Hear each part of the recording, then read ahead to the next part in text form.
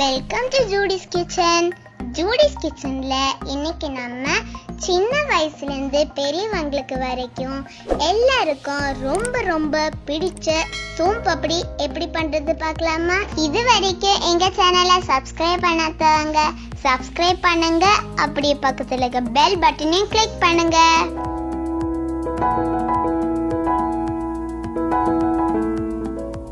Zone papdi பண்றதுக்கு ஃபர்ஸ்ட்ல 2 பாத்திரத்துல கொஞ்சம் எண்ணெய் தடவி நம்ம ரெடி பண்ணி வச்சிடலாம். உங்ககிட்ட நான்ஸ்டிக் பாத்திரம் இருந்துச்சுன்னா ரொம்ப பெஸ்ட், அது இல்லைன்னா கொஞ்சம் அடிகனமான பாத்திரமா எடுத்துக்கோங்க. இது ஒட்டாம நம்ம ஈஸியா பண்றதுக்காக ஒரு பட்டர் ஷீட் இப்ப நான் இதுல வைக்கிறேன்.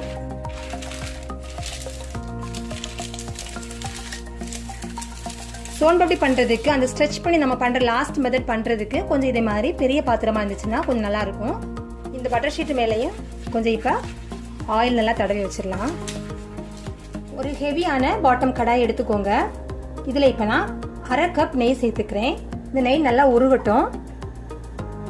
நெய் நல்லா உருகுனதுக்கு அப்புறமா 1/2 கப் மைதா மாவு சேர்த்துக்கலாம். இதுல இந்த மாவை நல்லா நம்ம ஃப்ரை பண்ணலாம். நீங்க இதே மெஷர்மெண்ட்லயே நெய்க்கு பதிலா டால்டா சேர்த்து செஞ்சாலும் ரொம்ப நல்லா இருக்கும். இப்ப இந்த மாவெல்லாம் நல்லா இந்த மாதிரி மிக்ஸ் பண்ணி விட்டு 1 நிமிஷம் இப்படி ஃப்ரை பண்ணிட்டே இருங்க. இப்ப நம்ம ஊத்துற நெய் எல்லாமே நல்லா இந்த மாவு உள் வாங்கினதுக்கு அப்புறமா எக்ஸ்ட்ரா ஒரு 1/4 கப் அளவு நெய் எடுத்து வச்சிருக்கிறேன். இதுல கொஞ்சம் கொஞ்சமா நம்ம சேர்த்து விடலாம்.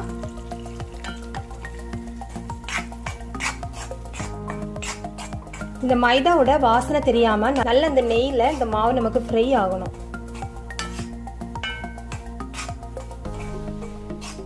அடுப்பு மீடியம் ஃப்ளேம்ல வச்சு வறுத்துடுங்க.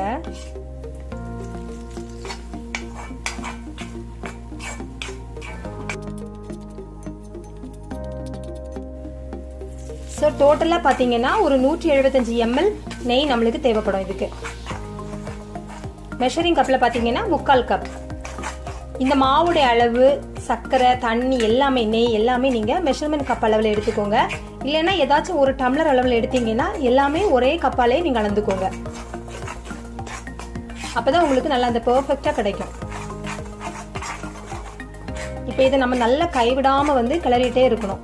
இந்த மாவுல லைட்டா ஒரு பபிள்ஸ் வர மாதிரி வரும். அந்த ஸ்டேஜ் வரைக்கும் நம்ம இது நல்லா இந்த மாதிரி கிளறி கொடுத்துட்டு இருக்கணும். இந்த மாவு பாத்தீங்கன்னா இதே மாதிரி பபிள்ஸ் வர ஆரம்பிக்கும். எல்லா இடத்துலயுமே இந்த மாதிரி உங்களுக்கு பபிள்ஸ் வர ஆரம்பிக்கும். அதே மாதிரி மாவு எப்படி பாத்தீங்கன்னா ஒரு நுரைக்கிற மாதிரி இருக்கும். கன்சிஸ்டன்சி நம்ம பாத்துக்கோங்க, இந்த அளவு கன்சிஸ்டன்சி. இப்ப இதை நம்ம அடுப்பை அணைச்சிடலாம். இப்ப நம்ம எண்ணெய் தடவி வச்சிருக்கிற இந்த பாத்திரத்துல இதை டிரான்ஸ்ஃபர் பண்ணிடலாம். அந்த பாத்திரத்திலே வைக்க கூடாது, நம்ம இந்த மாதிரி டிரான்ஸ்ஃபர் பண்ணிடணும் மாவை. இப்ப நம்ம சர்க்கரை பாகு பண்ணணும். அதுக்கு 1/4 கப் சர்க்கரை எடுத்துருக்கிறேன். மாவுல இருந்து அதே கப்ல தான் 1/4 கப் சர்க்கரை. 1/2 கப் தண்ணி இதுல சேர்த்துடலாம். இப்ப இந்த சர்க்கரையும் தண்ணியும் நல்லா கொதிக்கட்டும். நல்லா கொதிக்கிற டைம்ல 1 table spoon lemon juice ஊத்திடலாம்.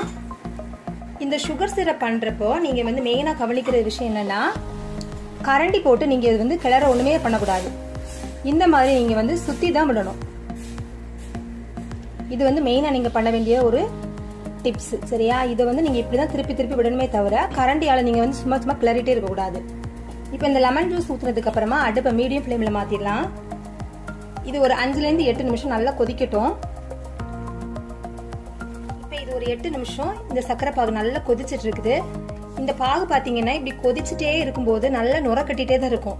So நம்மளுக்கு அந்த கலர் சேஞ்ச் ஆகுறது ஒரு சில டைம்ல பாக்குறது கொஞ்சம் கஷ்டமா இருக்கும். அதனால நீங்க இந்த மாதிரி அடுப்புல இருந்து கொஞ்சம் மேல தூக்கி இந்த மாதிரி நீங்க சுத்தி விட்டீங்கன்னா அந்த பபிள்ஸ் எல்லாம் அப்படியே அடங்கிடும். அப்போ உங்களுக்கு அந்த கலர் தெரியும். இப்போ 8 நிமிஷத்துக்கு மேல பாத்தீங்கன்னா அந்த கலர் மெதுவா லைட்டா ஒரு பிரவுன் கலர் ஆக ஆரம்பிக்குது. இனிமேல் நீங்க கொஞ்சம் கேர்ஃபுல்லா இருக்கணும். ஏன்னா இந்த பக்குவம் தான் கரெக்டா எடுக்கணும். ரொம்ப ஹார்டும் ஆயிடக்கூடாது. அதே நேரம் அந்த கலர் மாறும் முன்னாடி எடுத்துடக்கூடாது. ஸோ இந்த கலர் மாற ஆரம்பிச்சதுக்கு அப்புறமா அடிக்கடி இப்படி எடுத்து சுத்தி விட்டுக்கிட்டே அந்த கலரை நீங்க கவனிச்சுட்டே இருக்கணும். இப்ப நான் அந்த நுரை எல்லாமே இந்த மாதிரி சுத்தி விட்டு எடுத்தப்போ அந்த கலர் பாத்தீங்களா எப்படி கிளியரா உங்களுக்கு தெரியுது. இந்த மாதிரி நீங்க கவனிச்சுட்டே இருக்கணும். ஸோ இந்த மாதிரி லைட் ப்ரௌன் ஆக ஆரம்பிச்சுமே நம்ம அடுப்பு அடைச்சிடலாம். இந்த நுரை இந்த மாதிரி எடுத்து விட்டுட்டு நம்ம பட்டர் ஷீட் போட்டு ரெடி பண்ணி வச்சிருக்கிறோம் இல்லையா, அந்த பாத்திரத்தில் இதை ஊற்றிடலாம். இந்த கலர் பார்த்துக்கோங்க, இந்த மாதிரி லைட் ப்ரௌன் ஆனோடனே நம்ம எடுத்துடணும். இதுக்கு மேலே நம்ம நல்லா இன்னும் திருப்பி இதை வந்து காய்ச்சிட்டோம்னா ஃபர்ஸ்ட்ல ரொம்ப ஹார்ட் ஆயிரும், இன்னொன்று சோன் பப்டி வந்து லைட்டாக கசக்கிற மாதிரி இருக்கும். இப்போ இதை நம்ம இப்படியே ஆற வச்சிடக்கூடாது, ஏன்னா சோன் பப்டி வந்து நம்ம நல்லா கொஞ்சம் சூடாக இருக்கிற டைமில் தான் பண்ணணும். அப்போ தான் உங்களுக்கு அந்த இழை மாதிரி நல்லா அழகாக வரும். ஸோ நம்ம என்ன பண்ணணும்னா இப்படியே விட்டுட்டோம்னா இது நல்லா ஹார்ட் ஆயிரும். அதனால இந்த பட்டர் ஷீட்டோட ஒரு ஓரத்தை இந்த மாதிரி எடுத்து லைட்டாக நீங்கள் திருப்பி திருப்பி விடணும். இப்போ இப்படி வந்து லிக்விட் மாதிரி இருக்கக்கூடிய இந்த சிரப் நமக்கு நல்ல ஒரு சாஃப்டாக பால் மாதிரியான ஒரு கன்சிஸ்டன்சி நம்ம கொண்டு வரணும். ஸோ அதுக்காக தான் நம்ம இந்த ஸ்டெப்பை பண்ணுறோம். கையில் சூடுபடாமல் கொஞ்சம் ஈஸியாக பண்ணுறதுக்காக தான் நான் இந்த பட்டர் ஷீட் போட்டிருக்கிறேன். ரொம்ப ஈஸியாக பண்ணிடலாம். ட்ரெடிஷ்னலாக அவங்க பண்ணுறது பார்த்தீங்கன்னா ஒரு இரும்பு கல் மாதிரி இருக்கும், அதில் தான் வந்து அவங்க பண்ணுவாங்க. அதில் ரொம்ப ஈஸியாக இலகி வந்துடும். நம்மளுக்கு அது இல்லாதனால இதுதான் வந்து பெஸ்ட்டாக இருக்குது இந்த மாதிரி பட்டர் ஷீட்டில் பண்ணுறது. இப்படி ஒரு 10 டைம்ஸ் நீங்கள் இந்த மாதிரி எடுத்து விட்டுட்டீங்கன்னா இது அப்படியே கொஞ்சம் கொஞ்சமாக ஹார்டாக ஆரம்பிக்கும்.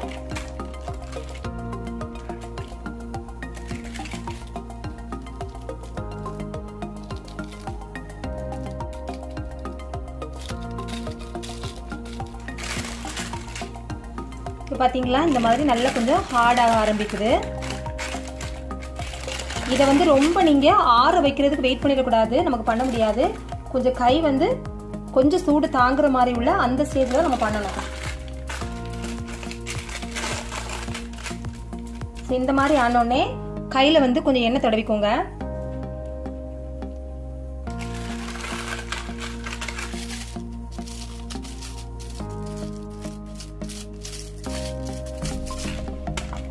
பார்த்தீங்களா இந்த மாதிரி ஒரு பால் மாதிரி வரும். ஆனால் சூடு இருக்குது, சூடு இருக்கிற டைமில் தான் நம்ம பண்ணணும்.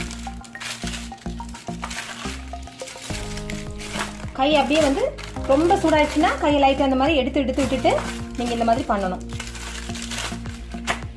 இது பண்ணுறதுக்கு ரொம்ப ஜாலியாக இருக்கும், நல்லா இருக்கும் இது பண்ணுறதுக்கு சோன் பப்டி. உங்களுக்கு வந்து டைம் இருந்துச்சுன்னா இந்த ரெசிபி கண்டிப்பாக ஒரு டைம் ட்ரை பண்ணி பாருங்கள். பண்ணதுக்கப்புறம் நம்மளுக்கே ரொம்ப சந்தோஷமாக இருக்கும், நம்ம வீட்டிலேயே வந்து இந்த ரொம்ப ரிஸ்க்கான இந்த ஒரு ரெசிபி கூட பண்ண முடியுமா அப்படின்னு.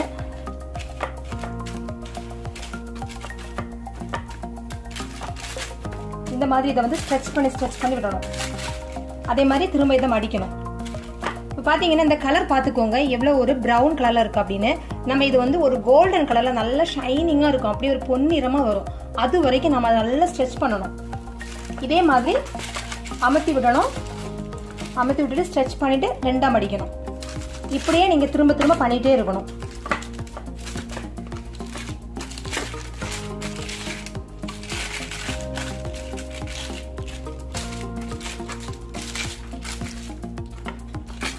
ஸ்ட்ரெச் பண்ணும்போது ஒரே திக்னஸ் அந்த மாதிரி இழுத்து விடுறதுக்கு ட்ரை பண்ணுங்க. ஒரு பக்கம் ரொம்ப குண்டாவும் ஒரு பக்கம் ஒல்லியாக அந்த மாதிரி வராமல் இதே மாதிரி ஈவனாக வந்து பண்ணுற மாதிரி பார்த்துக்கோங்க. இது சூடு இல்லாமல் இல்லை, கையில் கொஞ்சம் சூடு இருக்க தான் செய்யுது. ஆனால் வந்து அப்பப்போ இந்த கைகள் லைட்டு கொஞ்சம் உதறிட்டு இதே பண்ணால் போதும். ரொம்ப கொல்லி போகிற மாதிரி சூடெல்லாம் கிடையாது. நம்ம இந்த மாதிரி இழுக்க இழுக்க அந்த கலர் வந்து சேஞ்ச் ஆகிட்டே வருது பார்த்தீங்களா.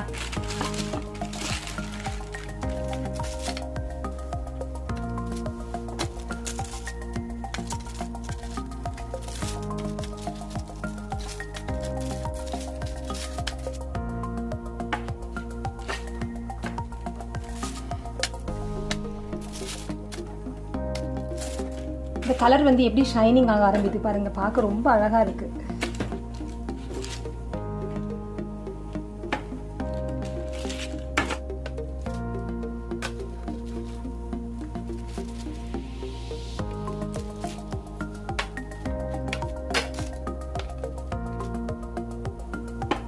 இந்த மாதிரி ஒரு கோல்டன் கலர் இவ்வளோ ஷைனிங்கா இந்த மாதிரி ஆனதுக்கு அப்புறமா எல்லா பக்கமும் ஒரே திக்னஸில் கொண்டு வந்துருங்க.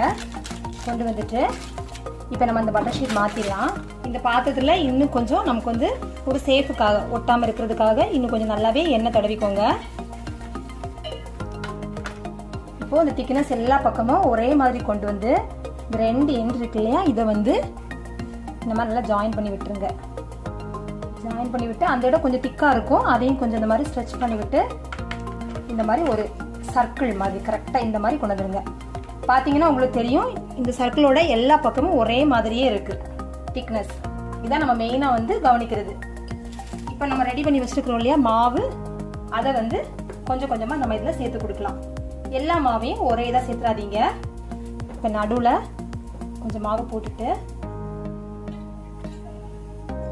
இதை எடுத்து கொஞ்சம் அப்ளை பண்ணுங்க எல்லா இடமும். இந்த மாவை இந்த மாதிரி அப்ளை பண்ணி இதை இப்போ நம்ம ஸ்ட்ரெச் பண்ண ஆரம்பிக்கணும்.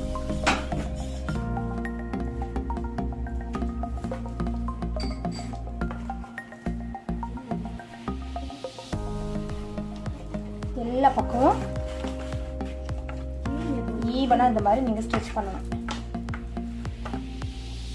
பண்ணிட்டு இந்த மாதிரி 8 ஷேப்ல கொண்டு வந்து இதை டபுளா இந்த மாதிரி ஃபோல்ட் பண்ணணும்.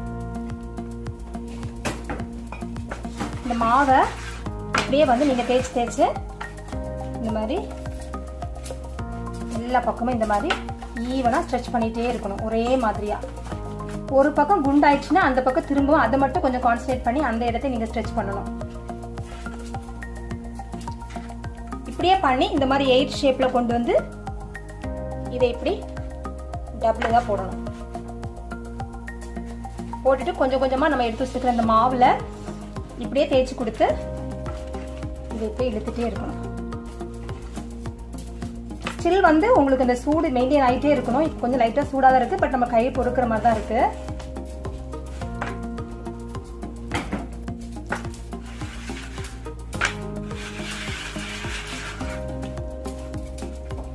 இந்த சர்க்கிள் மட்டும் அந்து போயிடக்கூடாது. லாஸ்ட் வரைக்குமே இப்படியே அந்த மாலை மாதிரி நம்ம இதை வந்து பண்ணிட்டே இருக்கணும்.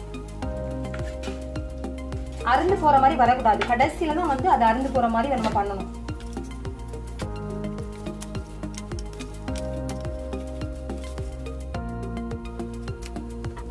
ரொம்ப பெலன் குட்டி இழுக்க வேண்டாம், மெதுவா இந்த மாதிரி இழுத்து விடுங்க. ஆனா கொஞ்சம் ஃபாஸ்டா பண்ணணும்.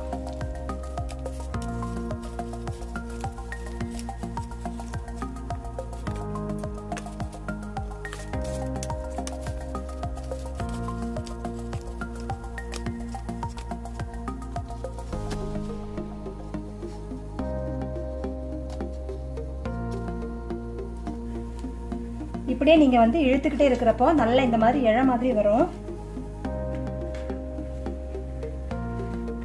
இப்போ மாவு எல்லாத்தையுமே நான் வந்து எடுத்தாச்சு. எல்லா மாவையுமே போட்டு இந்த மாதிரி நல்லா மிக்ஸ் பண்ணியாச்சு. மாவு எல்லாமே நம்ம மிக்ஸ் பண்ணி முடிச்சதுக்கு அப்புறமா இதோட திக்னஸ் வந்து கொஞ்சம் ஜாஸ்தியாக ஆரம்பிக்கும். அப்போ கொஞ்சமா நீங்க ஸ்ட்ரெஸ் பண்ணி இதை வந்து இழுத்துடுங்க. கடைசியில வந்து உங்களுக்கு இழுக்கிறது கொஞ்சம் கஷ்டமா இருந்துச்சுன்னா வீட்டில் யாராவது உங்களுக்கு ஹெல்ப்புக்கு இருந்தாங்கன்னா நீங்க வேணா இன்னொரு சைட்ல வந்து ஒருத்தர் இழுத்துக்கலாம்.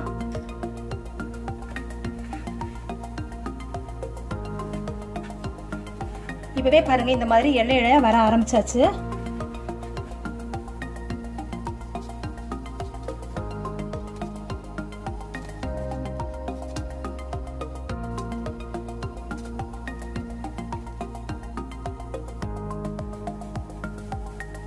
இப்போ இந்த லாஸ்ட் ஸ்டெப் மட்டும் நாங்க 2 பேர் வந்து இதை ஸ்ட்ரெச் பண்றோம்.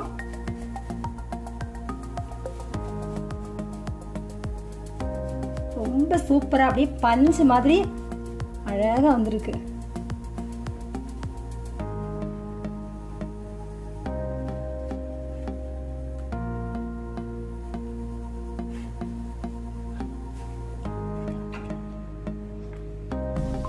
திரும்பவும் இதை 2 இந்த மாதிரி பண்ணிட்டு அந்த எண்டை திருப்பி நம்ம இழுக்கலாம்.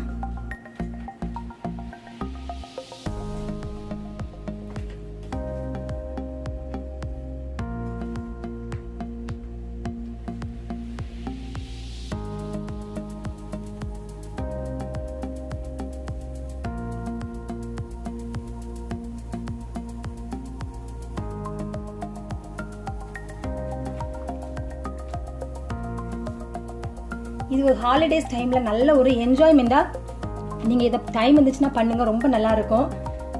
எனக்கு இந்த ரெசிபி பண்ண திரும்பவுமே எனக்கு பண்றது ரொம்ப இன்ட்ரெஸ்டா இருந்துச்சு. அவ்வளவு சூப்பரா இருந்து பண்றதுக்கு.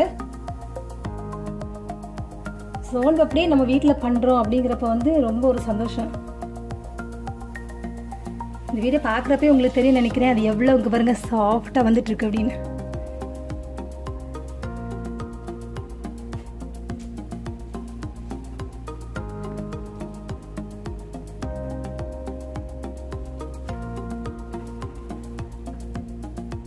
ஒரே மாதிரி இழுக்காம இந்த மாதிரி சுற்றி சுற்றி விட்டு 2 பேர் இழுக்கிறப்ப இந்த மாதிரி இழுத்துடுங்க.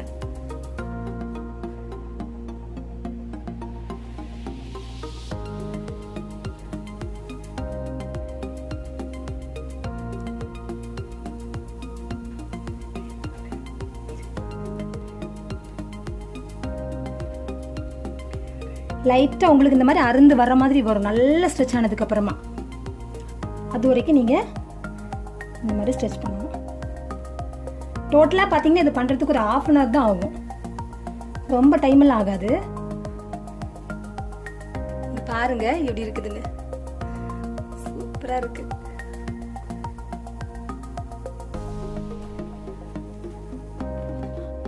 கடைசியா வந்து நான் இதை எடுத்துக்கிறேன். நல்ல பஞ்சு மாதிரி வந்ததுக்கு அப்புறம் ஓவரா நீங்க ஸ்ட்ரெச் பண்ணீங்கன்னா அது அப்படியே ஒரு மாதிரி கட்டி பிடிக்கிற மாதிரி ஆயிரும். அப்படியே பண்ணிடாதீங்க. இது இப்ப நல்ல இழ மாதிரி வந்துருச்சு.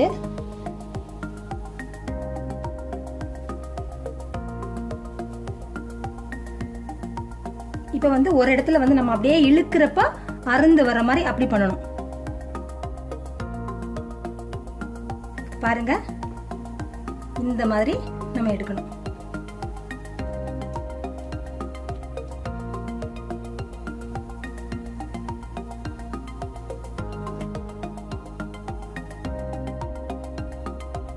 இப்போ இது இந்த மாதிரி கையில போட்டுக்கோங்க.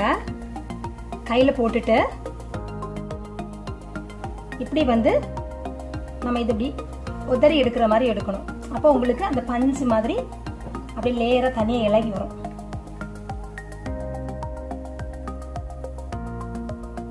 வாயில போட்டு அப்படி கரையிற மாதிரியான ஒரு ஸ்டேஜ்ல கிடைச்சிருக்கு நம்மளுக்கு.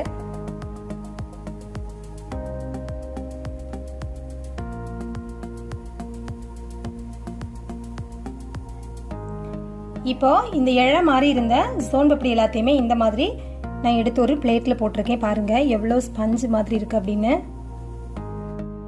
நம்ம கடையில வாங்குறது மாதிரி அதே ஒரு ஸ்ட்ரக்சர்ல இந்த காட்டன் வந்து இப்படி பிஞ்சு வரும் இல்லையா, அந்த மாதிரி இருக்கு பாருங்க. ரொம்ப சாஃப்டா இருக்கு.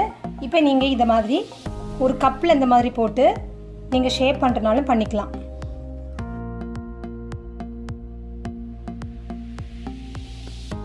இப்படி நீங்க ஷேப் பண்றதுனாலும் பண்ணிக்கலாம்.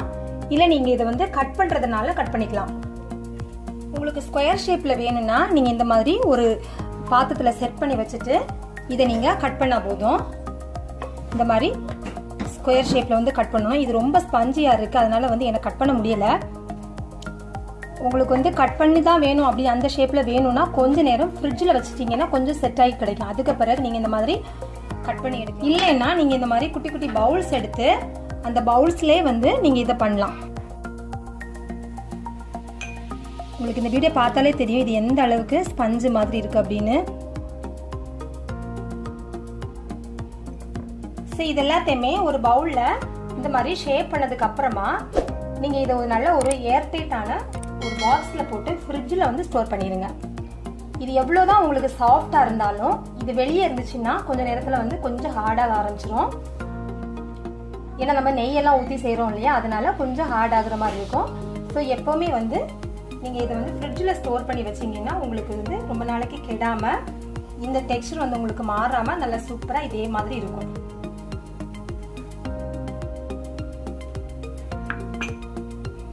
இந்த சோன் பப்டி பார்த்தீங்கன்னா செய்கிறதுக்கு வந்து ரொம்ப ஈஸி தான். மொத்தமே வந்து பார்த்தீங்கன்னா ஒரு 1/2 hourலேயே வந்து நம்ம இது செஞ்சிடலாம். உங்களுக்கு டைம் கிடைக்கிறப்போ ஒரு நல்ல ஒரு ரிலாக்ஸ் மைண்டாக இருக்கும். இந்த ரெசிபி முடிஞ்சுன்னா நீங்கள் எல்லாரும் செஞ்சு பாருங்கள். செஞ்சு பார்த்துட்டு இது எப்படி வந்துச்சு அப்படின்னு கீழே கமெண்ட்ஸில் வந்து எனக்கு சொல்லுங்கள். இந்த வீடியோ உங்களுக்கு பிடிச்சிருந்துச்சுன்னா லைக் பண்ணுங்கள், உங்கள் ஃப்ரெண்ட்ஸ்க்கும் ஷேர் பண்ணுங்கள்.